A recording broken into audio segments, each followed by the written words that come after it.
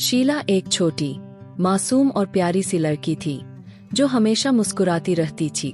उसके गालों पर हल्की गुलाबी रंगत थी और उसकी चमकती हुई आंखें किसी की भी उदासी दूर करने के लिए काफी थी। वह एक छोटे से गांव में रहती थी जहां चारों ओर हरियाली थी, पक्षियों की चहचहाहट थी और लोगों के दिलों में एक दूसरे के लिए स्नेह भरा हुआ था। शीला को कहानियां सुनने और सुनाने का बहुत शौक था। वह रोज अपनी दादी के पास बैठकर उनके बचपन की कहानियां सुना करती।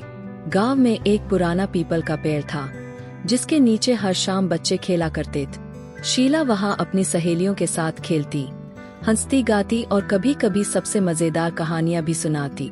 उसकी कहानियों में ऐसा जादू था कि बच्चे मंत्रमुग्ध हो जाते। एक दिन गांव में एक अजनबी आया। वह एक लेखक था जो नई कहानियां लिखने के लिए प्रेरणा ढूंढ रहा था।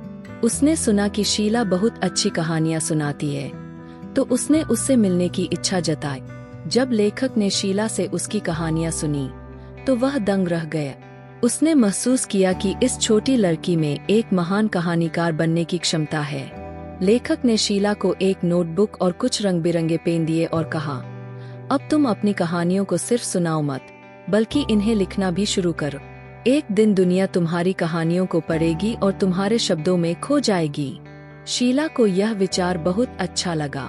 उसने रोज नई कहानियां लिखनी शुरू कर दी। उसकी कहानियों में गांव की सुंदरता, रिश्तों की मिठास और बचपन की मासूमियत झलकती थी। धीरे धीरे उसकी कहानियां गांव के लोगों तक पहुंचने लगीं और सबने उसकी प्रशंसा की। समय बीतता गया और शीला बड़ी होती गई। उसकी लिखी कहानियां एक दिन एक बड़े प्रकाशक के पास पहुंची और उन्होंने उसकी कहानियों की एक किताब प्रकाशित करने का निर्णय लिया। जब वह किताब बाजार में आई तो लोगों ने उसे बहुत पसंद किया। शीला की कहानियां पढ़कर हर कोई मुस्कुरा उठता और अपने बचपन की यादों में खो जाता। इस तरह एक छोटी सी प्यारी लड़की अपने सपनों को साकार करने में सफल रही। उसकी मासूमियत और कल्पना शक्ति ने न केवल उसके गांव बल्कि पूरे देश के लोगों के दिलों को छू लिया।